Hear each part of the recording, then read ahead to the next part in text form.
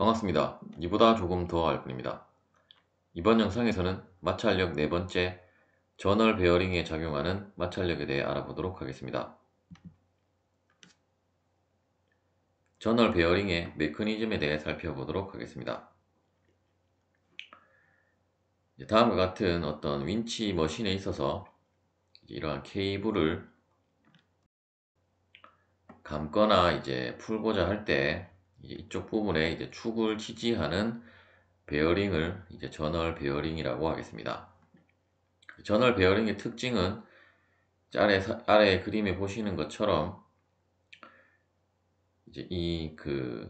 파란색으로 된 부분이 저널 베어링이라고 보시면 되겠고, 안쪽에 있는 이 부분이 축이 되고, 이제 저널 베어링은 안쪽에 일반적으로 베어링 같은 경우는 우리가 안에 윤활을 해서 마찰을 줄이는 것이 주 목적이지만, 저널 베어링은 반대로 이러한 드라이 프릭션을 이용을 해서 이 축이 돌아갈 수 있게끔 지지를 해주는 베어링을 저널 베어링이라고 하겠습니다. A번 그림에서 축이 이쪽 방향으로 회전을 하고 있을 때 축과 저널 베어링이 접촉하는 그 부분을 점 A라고 하게 되면, 다시 이 부분을 단면을 해서 우리가 살펴보면 이쪽 부분이 A점이 되게 될 것이고, 이 점 A의 수직한 방향의 수직항력 N과 또한 마찰력 F가 방향이 이쪽 방향으로 돌고 있기 때문에 운동 방향의 반대 방향으로 마찰력 F가 이러한 식으로 작용을 하고 있고, 따라서 이 두 수직항력과 F의 합력을 우리가 R이라고 하게 되면, 항상 수직항력과 합력 R이 이루는 각이 바로 마찰각이 되겠습니다. 이 경우는 우리가 정지 마찰각이 아니라 운동 마찰각이 되게 되며, 또한 다시 우리가 이쪽 축에서 있어서 이 부분이 파이 K가 되게 될 것입니다. 따라서 우리가 모멘트 평형을 고려를 하기 위해서 이쪽 직각 거리를 산출을 해야 하는데, 일단 이쪽 부분은 반지름 R이 될 것이고, 우리가 각도 파이 K를 알고 있기 때문에 이쪽 길이는 반지름 곱하기 사인 파이 K로 산출을 할 수 있다는 것을 알 수가 있습니다. 이때 우리가 축에는 수직력 P가 중심점을 통과하면서 작용을 하고 있고, 또한 축이 회전을 하면서 발생되는 모멘트 M, 그리고 A점에 작용하는 이 마찰력과 수직항력의 합력 R이 이런 식으로 분포가 되어져 있고, 모멘트 평형을 고려를 해보면 일단 P에 대한 것은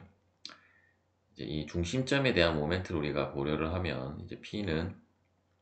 중심점을 통과하고 있기 때문에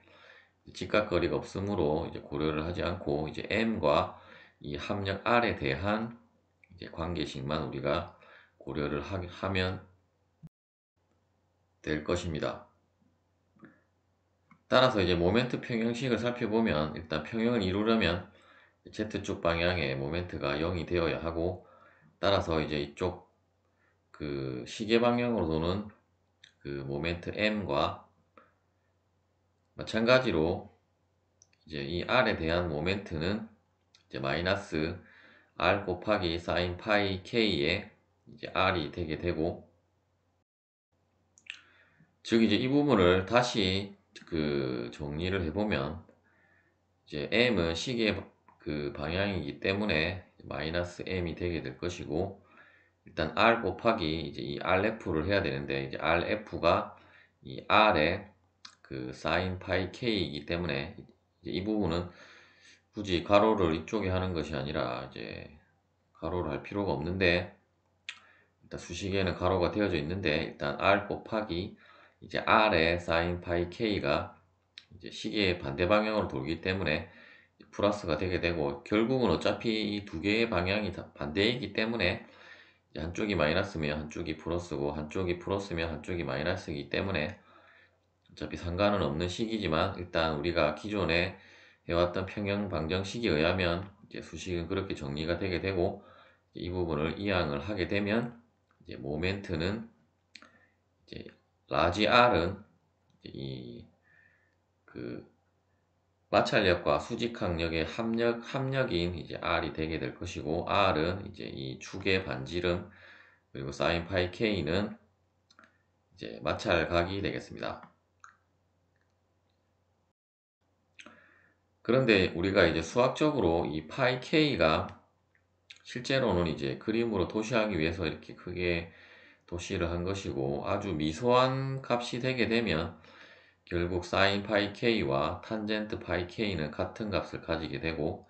마찬가지로가 아니라 이제 우리가 앞서 그 마찰력의 정의가 마찰력이 아니라 마찰 계수의 정의가 이제 탄젠트 마찰각이었기 때문에 따라서 이제 이 관계식에 의해서 결국 다시 이제 sin 파이 k는 이제 운동 마찰 계수 mu k가 되게 되어서 최종적으로 이제 저널 베어링의 그 모멘트 혹은 이제 토크는 이제 그 이 마찰력과 수직항력의 합력 R 곱하기 반지름 R 곱하기 이제 운동 마찰 계수 mu k가 되겠습니다. 그런데 우리가 이제 이 그 마찰력과 수직항력에 대한 이 합력 R을 구하는 것은 쉬운 것이 아니기 때문에 다시 이제 이쪽 부분의 평형 방정식에 있어서 이제 시그마 FY는 이제 마이너스 P 플러스 R이라는 관계식에 의해서 이제 결국 R은 이제 축에 작용하는 수직력 P로 이제 대체를 할 수가 있겠습니다. 저널 베어링 같은 경우는 우리가 이제 정력학에서 어떤 역학적 메커니즘을 이제 살펴보기 위해서 이제 이러한 것들을 살펴본 것이고 이제 실제 그 기계에서는 이제 이러한 순수한 이러한 저널 베어링은 사용이 되어지지는 않고 이제 롤러 베어링이나 이제 볼 베어링으로 그 사용이 되어진다라고 보시면 되겠습니다. 예제를 풀어보도록 하겠습니다. 이제 풀리의 지름은 100mm이고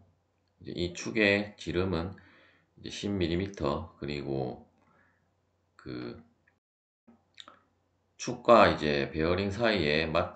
정지 마찰 계수를 0.4라고 했을 때 이제 벨트에 작용하는 이제 장력의 최소값을 구하라는 문제가 되겠습니다. 먼저 이쪽 부분에 이제 벨트의 왼쪽 부분에 이제 100kg의 그 질량을 가진 그 블락이 이제 매달려 있고 따라서 이제 이쪽 부분이 무게가 이제 이쪽 장력보다 크게 되면 이제 방향이 이쪽으로 회전을 하게 될 것이고 만일에 이제 장력이 더 크게 되면 이제 이쪽 방향으로 회전을 하게 될 것인데 다시 이제 그 부분을 이제 이쪽 첫 번째 왼쪽 그림에서 살펴보자면 이제 초기 P1이었던 그 접촉 부분이 이제 이쪽으로 회전을 함에 의해서 이제 P2로 이동을 하게 되면 우리가 이제 모멘트가 발생을 하게 될 것이고 이때 이제 우리가 이제 RF를 구하면 이제 모멘트를 우리가 계산을 할 수가 있는데 일단 우리가 R 값은 이제 정확하게 알 수가 없고 현재는 이제 축방향 그 하중이 주어지지 않았기 때문에 이제 R 값은 알 수가 없으며 따라서 이제 모멘트를 고려를 하기 위해서는 이제 P2점에 대한 그 모멘트를 고려를 해야 할 것입니다. 따라서 먼저 RF는 우리가 앞서 그 수식에 의해서 이제 R 곱하기 mu S가 되게 되고 이제 이 경우는 이제 정지 상태에서 돌아갔기 때문에 이제 운동 마찰 계수가 아니라 이제 정지 마찰 개수, 즉 이제 최대 정지 마찰 개수가 이제 곱해졌고, 이제 반지름 곱하기 이제 주어진 그 마찰 개수 값을 곱해주면 이제 이 RF의 길이 값은 2mm로 산출이 되게 되겠습니다. 따라서 이제 P점에 대한 모멘트는